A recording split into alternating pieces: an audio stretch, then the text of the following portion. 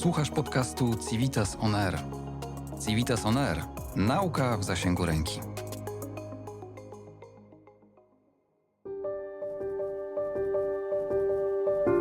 Zaangażowanie, neutralność, wrogość. Jakie postawy i zachowania cechują Polki i Polaków wobec wojny w Ukrainie i wobec uchodźców wojennych, którzy dotarli do Polski? W podcaście Społeczeństwo Łatwopalne badaczki i badacze z Instytutu Socjologii Collegium Civitas przyjrzą się temu, jak polskie społeczeństwo odnajduje się w obliczu wojny, o której mówimy, to jest nasza wojna. A także jak radzimy sobie ze stałą obecnością Ukrainek i Ukraińców w naszym kraju oraz z przekazami medialnymi na ich temat.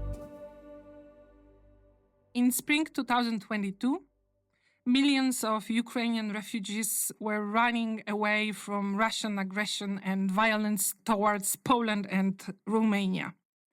Among them, a completely new type of migrant for both hosting societies, people with disabilities. As have been said thousands of times, neither Poland nor Romania was prepared to receive such a high number of refugees, but civil societies and people responded immediately. NGOs and private citizens did not wait for governments to act. It would be a very shameful waste if what they have learned was forgotten and not used in case of next crises and emergencies. That is why Polish-Romanian experience lessons learned are the topic of this episode of the podcast. And that is why we have special guests. We have a pleasure to have special guests from Romania, Romanian academics, Professor. Hello, nice to meet you. And Dr. Alexandrą Deilu. Hi. And my name is Agnieszka Lichnerowicz, and I will have the pleasure to moderate the discussion in the podcast. Maybe I shall introduce you in just a couple of words, although I could much longer. Professor Voicu is a research professor with Romania Academy, and he's also a professor of sociology, research methods, and quantitative methods at major Romanian universities. And Dr. Deilu is a researcher at the Research Institute for Quality of Life at the Romanian Academy. First, maybe I could ask you why you decided to focus on this Polish-Romanian experience? Well, apart from the funding opportunity, which was important. Maybe this is a great moment that I will underline that the project was financed by Polish National Agency for Academic Exchange. The title is The Capacity of Polish and Romanian Stakeholders to Provide Support to Ukrainian Refugees with Disabilities in the Metropolitan Areas of Warsaw and Bucharest. And it is a project realized by Research Institute for Quality of Life and Civitas University. So again, why Polish, except for that reason, Polish-Romanian cooperation? Yeah. So what was interesting in comparing these two countries, in choosing them actually, was that they have some similarities, but at the same time, some very important differences. And I'll probably start with differences. First of all, they are different when it comes to the number of Ukrainian war refugees or displaced people who chose them as host countries. In Poland, the number of Ukrainian refugees was and still is a lot higher than in Romania, almost 5 times higher. Something like that. About 5 times higher. So we have different scales. We have one country that receives less Ukrainians because it's probably harder to reach for Ukrainians than Poland. And at the same time, we don't have a Ukrainian diaspora already in Romania, whereas in Poland, there are economic migrants from Ukraine who are here before the war. There are also differences when it comes to civil society and treatment of disability or the attitudes towards disability.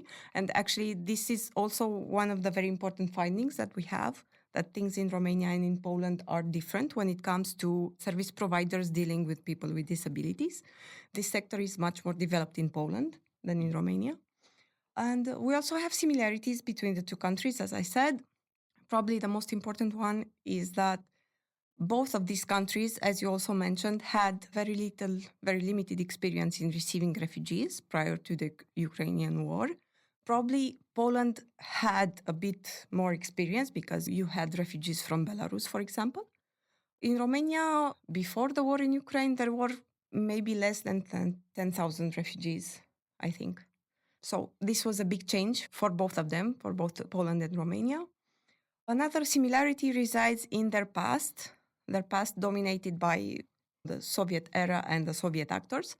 So this, to our mind, made interesting mix. And I would add another similarity, which is not necessarily on the top of our agenda in the project, but it's really relevant for the contemporary political developments that we experience here. Both in Romania and in Poland, we have this friction within society between a more traditionalistic part, which are going towards the right-wing extreme, and the rest of society.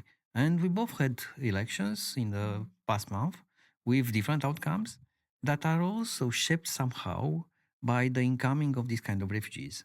Because these guys are, on one term, Ukrainians, which means part of a country which includes provinces of former Poland, former Romania, with some historical turmoils in between and not a very clear understanding of the borders right now. On the other hand, they are disabled, which means a little bit outside of normality. And one of these people, disability is one of the categories which is accused by the extreme right as disturbing our nations. Somehow, this migration flow is also very closely related to the phenomena which is undergoing in our societies.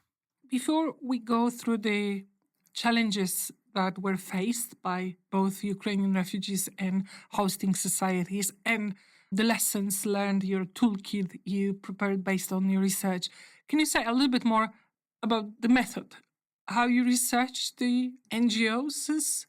We have two stages in our project, because actually there are two projects, consecutive ones. One of them was to look to the civic society and the public service providers, meaning the public administration ones, and look to how they deal with the case of this apparently invisible kind of migration, because they didn't expect it. The organizations who are dealing with migrants were not very clearly knowing what to do with the disabled, and the ones which are looking to disabled were not able to deal with migrants. So that was one of the stories. We looked at service providers. Now, in our days, actually, even today, we have an interview undergoing.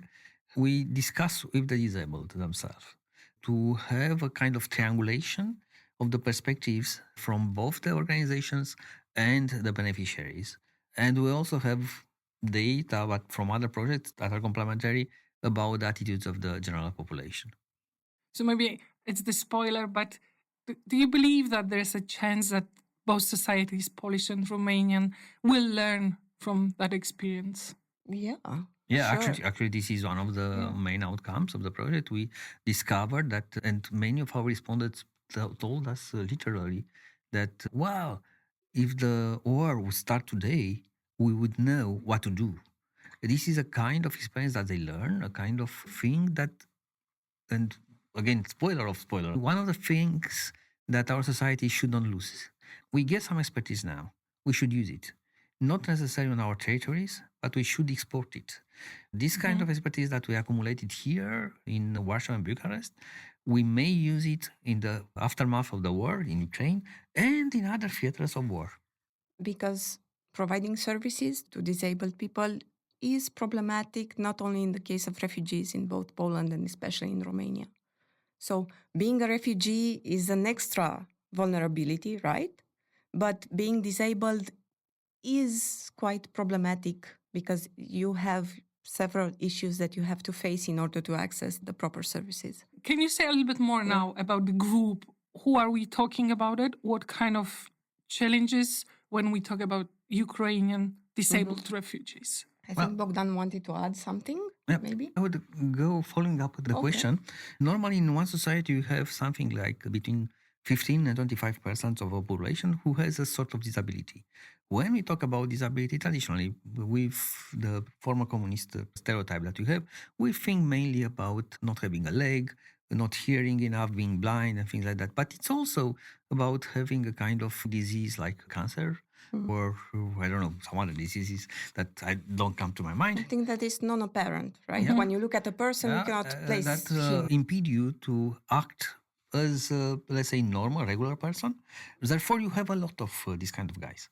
In Ukraine, they are not defined as such. They are less, it's on the flight mode. Yeah, this is, we can leave it. We can leave it because you'll see, I will take it from here. My phone just make the small sign. It's like these invisible disabled refugees, which came to your country that you don't expect them to exist. And out of the blue, you find out that a fourth of the migration is made up of these persons because they come and they come with their caretakers. It's fourth. You said the number is fourth. So it's 1/4, 25%. A quarter. A quarter. Above the average for this society. Exactly. And they come with their caretakers. Some of them are injured during the war and they became with a sort of disability because of that. Some are not. Some are autistic, ADHD or things like that. And you have no tool to deal with it. And this is another finding that we have, which is really important. We need to be prepared. In the beginning, in both Poland and Romania, when they came to the border, they have to fill in a form, but it was no indication if they have a disability or not. Therefore, they were put in some reception centers, which are not adapted to their needs. And adapted to the needs, usually we know about toilets and stairs and ramps and things like that. But it's not only that. If you have an autistic one, you cannot put it in a dormitory with other people because it will be a problem. And if you have an intersection, further intersection with ethnicity, let's say Roma ethnicity, it's even worse. So probably one of the most important findings is that we need to collect data. We need to have this exercise to gather as much information as we can about the people that we are trying to provide services to. So we have to know what persons need in order to be able to address their needs properly. So that's what Professor said. We have to see them first, Yeah. understand that. You have to be proactive. You have to think in advance about what will happen when they come. Because in both countries, the war came out of the blue. We have a saying in Romania. We are taken by surprise by the winter time. But winter time comes all the time. You have to prevent winter time. You have to know that it will go now if it's in winter. And you have to have all the tools in order to take the snow out of the streets. It's the same with the refugees. We learned now, and this is a valuable knowledge, that when refugees do come, we have specific trauma to address, specific needs, communication needs, language things, and things related to disability that we need to have in mind from the very, very beginning. Can you give more examples for us to understand better what were the challenges?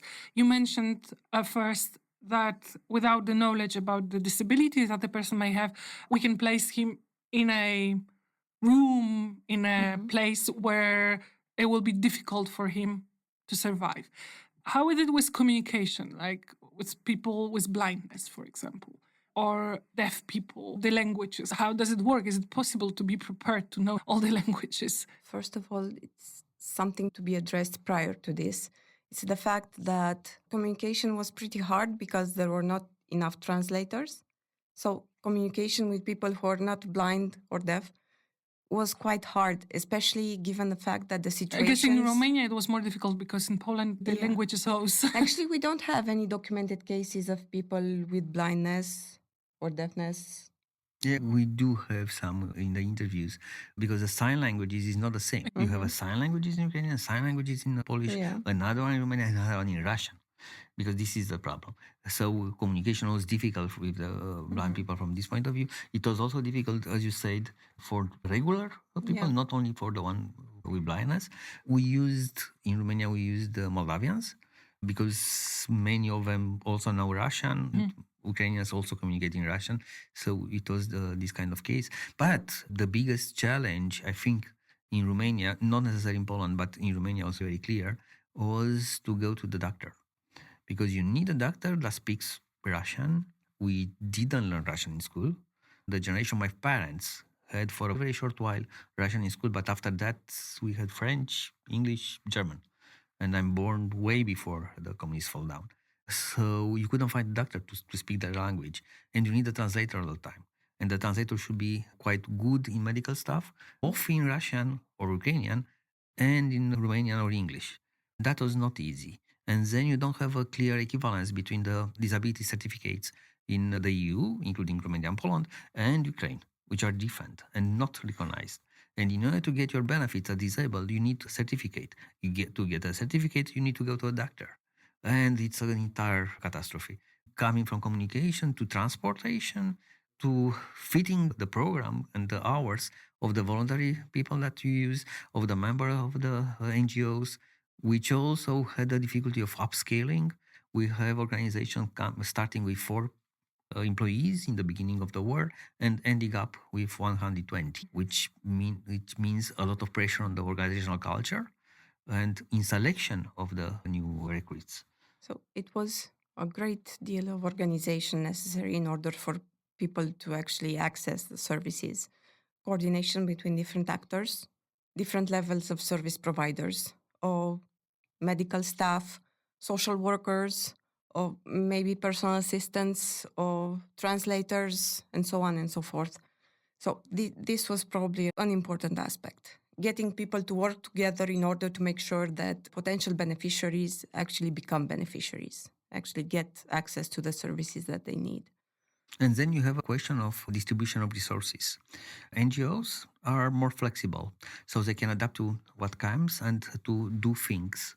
But most of the resources are in the public space. And there you have a lot of regulation, norms, and methodologies that you have to respect.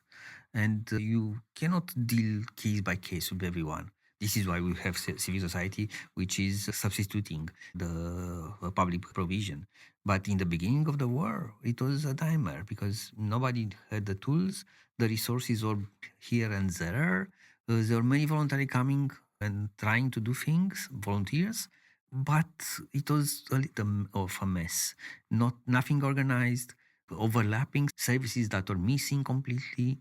And it took a very long while up to settling down. And then when everything was somehow clear, the refugee flow started to decrease. So there is not so much need.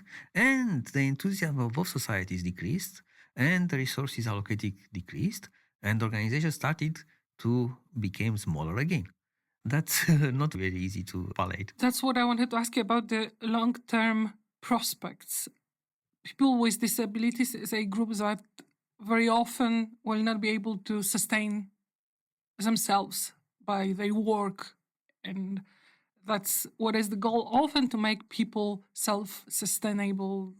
Here in Poland, we are very proud that so many of the refugees found jobs and they actually we benefit as a country, as a budget, more from them being here than they take from the budget. But how is it in Romania, especially as far as long-term prospects of the refugees with disabilities are concerned?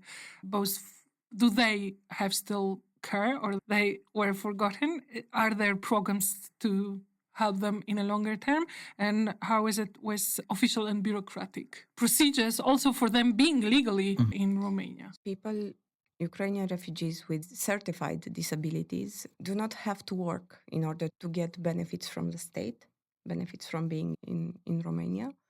At the same time, in Romania, the discussion and the studies, let's say the scientific discourse or academic discourse about the people with disabilities actually stresses integration, as you said, integration in the workplace, in the labor market, and the ability of people to sustain themselves. This is an important aspect. At the same time, to my knowledge at least, there are not any programs targeting refugees with disabilities and their integration in Romania. I don't think that they are. No, they are not.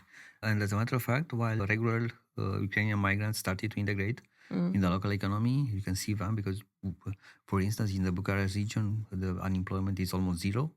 So it's a chronic deficit of labor force. So they are more than welcome from this point of view. And they actually started to learn Romanian and they manage quite well. The biggest problem is with the children. Polish and Ukrainian are somehow close, but Ukrainian and Romanian are far from being close. And the Romanian education system has very little interest in helping even Romanians, not to mention Ukrainians. So it's quite difficult for them, and they're still attending classes online in Ukraine, both children with disabilities and regular children, but in particular the ones with disability, because it's even more difficult for them to be actually in a school in Romania. And for this kind of persons, I don't see much integration for the moment. And that's a little bit challenging. There is also one more point in your report from the research and in a toolkit that is underlined is this emotional burnout. The NGOs, activists, why is it so much underlined by you?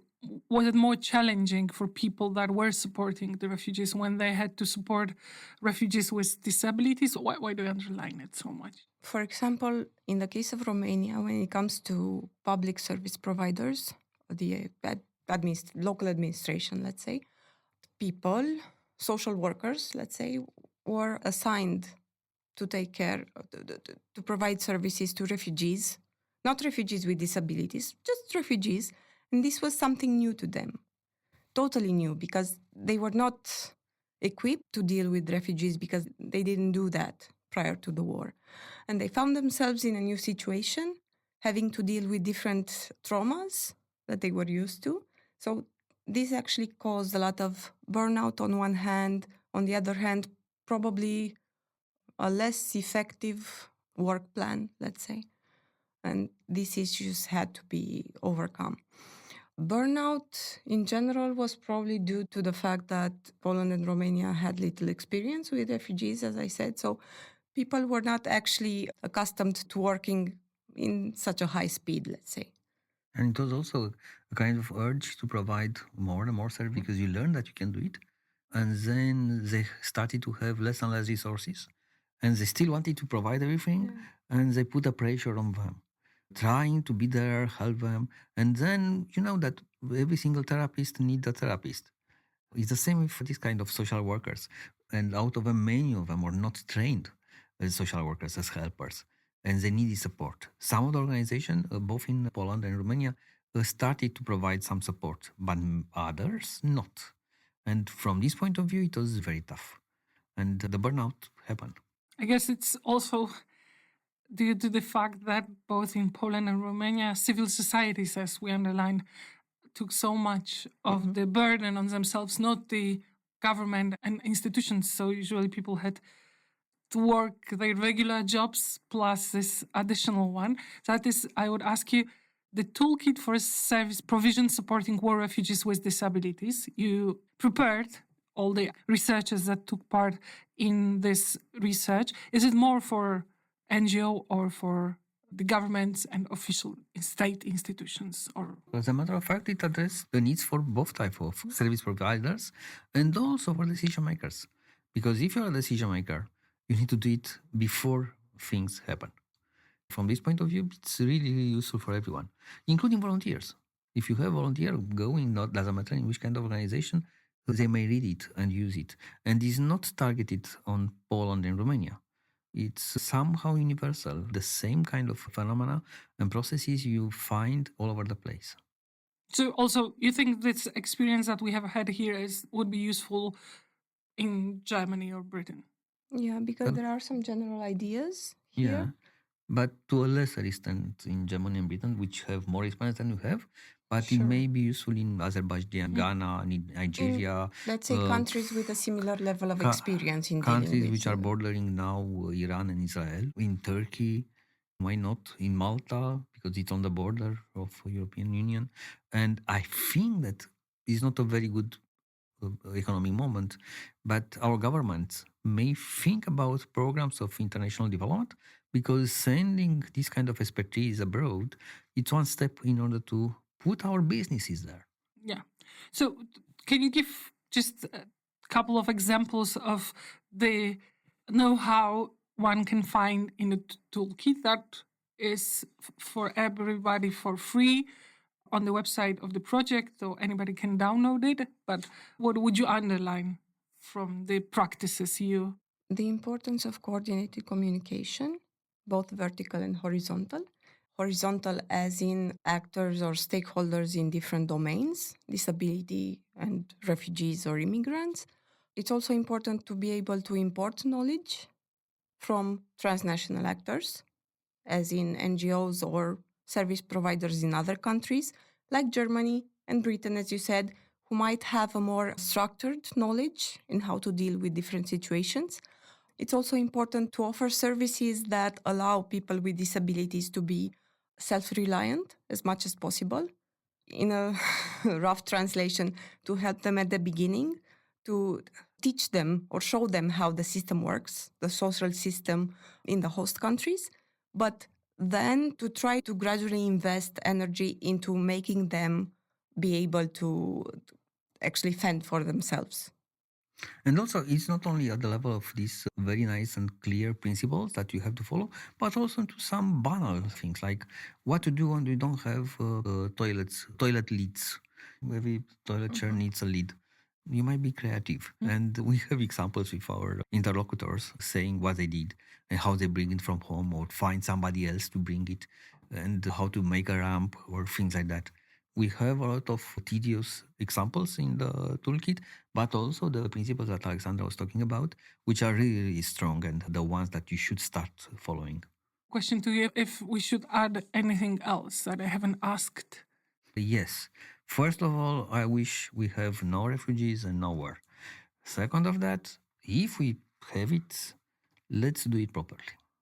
The reception, not the war. There was actually an interesting idea that I found in an article some while back, that it's somehow not right or not correct to say that there is a refugee crisis. It's a crisis in the provision of services, maybe, but refugees themselves are not the problem and should not be treated as a problem. And also, at a even more general level, we said it in the report that we have lessons here that we learn that we can use in the daily life. Not dealing with refugees, but in service providing. And the communication side, as you said, the cross-domain one is really important for every kind of intervention and helping beneficiaries which are in need. Can you give an example of that? For instance, if you have someone which is both old, elderly, and disabled, you need specific intervention for disabled as for elderly, which means that the organizations that have expertise in these two fields should learn from the others and cooperate when it comes to provide the service to this kind of beneficiary. But you may also have children, young people. Age is not necessarily an issue. But when you have the intersection of two needs, you need communication with the others which are specialized in the other need. And I would underline what you have said at the very beginning, that it's a quarter, 25% more or less of all the refugees, I think, that we are still not aware of or deeply aware of that fact. Thank you very much for the conversation and for the research. Professor Bogdan Voicu and Dr. Alexandra Deilu were both the guests of the podcast today. They are the co-authors of the research on the Ukrainian refugees with disabilities that arrived to Poland and Romania, the research that was based on cooperation between Civitas University and Research Institute for Quality of Life in Romanian Academy. And part of this research, as we mentioned, is this toolkit for everybody to be downloaded on the website of the project. Thank you so much. We thank you. you. It was a pleasure. Projekt został dofinansowany ze środków budżetu państwa przyznanych przez ministra edukacji i nauki w ramach programu Społeczna Odpowiedzialność Nauki 2. Popularyzacja nauki. Dziękujemy za uwagę i jednocześnie zachęcamy do subskrybowania naszego podcastu Civitas On Air, który jest dostępny w popularnych serwisach streamingowych. Kolegium Civitas znajduje się także na Facebooku, Instagramie i portalu LinkedIn. Zachęcamy do śledzenia naszych profili.